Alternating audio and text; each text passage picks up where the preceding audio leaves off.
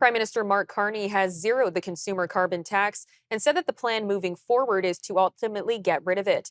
That means that hypothetically, regardless of who wins the next election, the consumer carbon tax may be gone for good. Our next guest, Franco Terrazzano from the Canadian Taxpayers Federation, has a book on the subject being published tomorrow, and he joins us now. Franco, thanks for joining with us. Hey, thanks for having me on. Now, is the carbon tax fight over, or where do you see it going next? Well, no, the carbon tax fight is not over. So while Carney set the carbon tax rate to zero, remember, folks, technically the carbon tax law is still on the books. So after the election, the next government could still come back to the House of Commons and crank that carbon tax back up. But more importantly, remember, it's only Conservative Party leader Pierre Poilievre who is promising to end all carbon taxes. What Mr. Carney is doing is he's not ending all carbon taxes. He wants to change the carbon tax, right? He wants to hammer Canadian businesses with huge hidden carbon taxes, and he hopes you won't notice when they pass those costs onto you through higher prices. So Canadians have been fighting back against the carbon tax for years. You've seen parties back away from the carbon tax, but the fight is not over yet. And why do Canadians oppose the carbon tax? Is it because of the cost of living?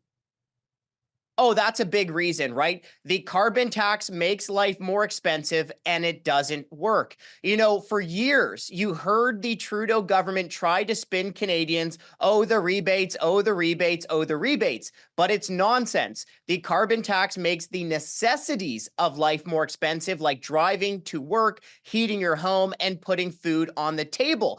And it's also the government's independent budget watchdog, the Parliamentary Budget Officer, that shows that the carbon tax was costing the average family up to $399 more than what they're getting back in rebates every year. And like, look, folks, not only are you were paying the carbon tax, but the government was also using tax dollars to hire hundreds of millions of dollars worth of administrative costs. And not only that, but they were charging their GST on top of the carbon tax. So it's just not possible for the government to carbon tax you, then skim hundreds of millions of dollars off the top to pay for more bureaucrats, to then charge its sales tax on top of the carbon tax, and then somehow make everyone better off. Like, Canadians understood that the carbon tax makes life more expensive and doesn't work. Now, you say the carbon tax is not an environmental solution. Why is that? Well, that's correct. And that's the reason for two cases, okay? Number one, you can't tax away people's need to drive to work or to heat their home or to put food on the table, right? So, what the carbon tax did is it just made people have less money to afford other necessities of life, like saving up for their kids' college or university education, right? And remember, folks, like, making it more expensive to drive to work in Canada or to heat your home in Canada or to buy groceries in Canada, that doesn't reduce emissions in places like China, Russia, India, or the United States. That just hurts Canada. And Canada only makes up 1.4% of global emissions. And the vast majority of countries, about 70%, do not have national carbon taxes. You also mentioned that politicians were never fully transparent with their carbon taxes. Can you explain that? Yeah, so look, in the early days when these provincial governments were bringing in carbon taxes, like BC government had the first nationwide or economy-wide carbon tax, sorry, but in the election before that, they never even ran on a carbon tax. Then they promised the carbon tax would be revenue neutral, but it wasn't after a few couple years. BC government promised that the carbon tax would reduce emissions by about 33% by 2020. But look, emissions in BC went up. And it was a similar story in Alberta, where they imposed the provincial carbon tax but never ran on it, and the same story in Ontario. And in fact, you see a similar story with the Trudeau Liberals back in 2015, where you had to squint really hard to see any vague mention of a carbon tax in their platform. In fact, they buried their carbon tax promise about 39 pages deep into the platform. And here's the thing, the Trudeau government was never honest with Canadians about the cost of the carbon tax. And because they were never honest with Canadians about the cost of the carbon tax, they were never able to understand that Canadians couldn't afford carbon taxes, especially those that increase every single year and that don't work to help the environment. And how impactful was the carbon tax carve in the demise of the carbon tax? Yeah, the Atlantic Canada carve out obviously played a significant role, and it did so for a couple reasons. So remember, when the federal government took the carbon tax off of furnace oil for 3 years, what it did was essentially benefit mostly just Atlantic Canadians because furnace oil is only a popular fuel source in Atlantic Canada, while 97% of Canadians use other forms of energy to heat their home. So, what the government did with its Atlantic Canada carve out was a few things. Number one, it proved that the carbon tax does make life more expensive, right? Otherwise, why would you be providing relief by taking the carbon tax off a fuel source? But number two, it really made the rest of Canada upset, right? Like, why is only one region of Canada essentially getting relief while 97% of Canadian families were out in the cold paying the carbon tax? But number three, what it showed is that the carbon tax was always about politics, not saving the planet. And do carbon taxes have international support? And what did this mean for Canada's experiment with a federal carbon tax? Well, they don't. That's the thing, right? 70% of countries do not have a national carbon tax. Meanwhile, Canada only makes up 1.4% of emissions.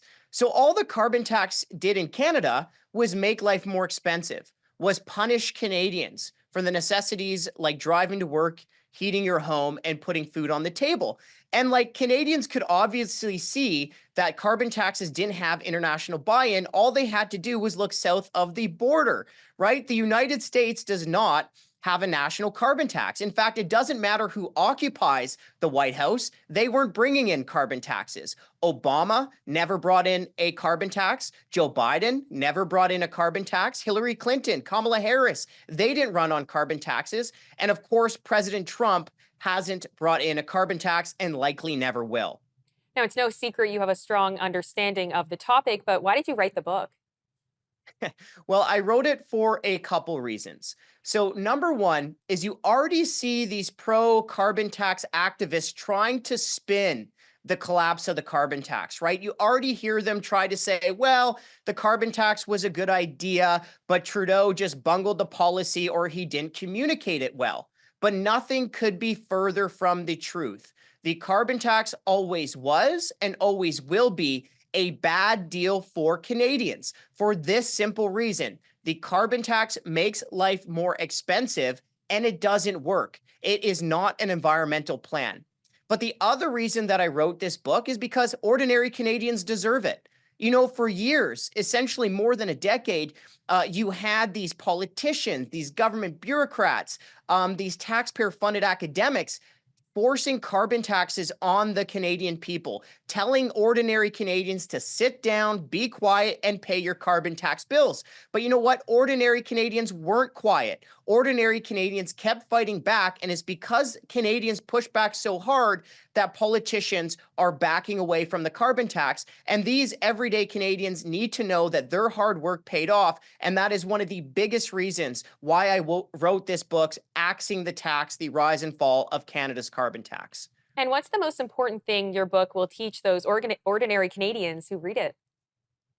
Well, there's a couple things. There's a lot of good historical nuggets, a lot of good political trivia, a lot of good spicy politics in this book that I don't think you'll see anywhere else. And, you know, the Canadian Taxpayers Federation was the biggest, most consistent, loudest critic as an advocacy organization against the carbon tax for years. So you can really see the inside story of how ordinary Canadians push back against this carbon tax. But again, what this book really does is prove that the carbon tax was always a bad idea and that it always will be a bad idea.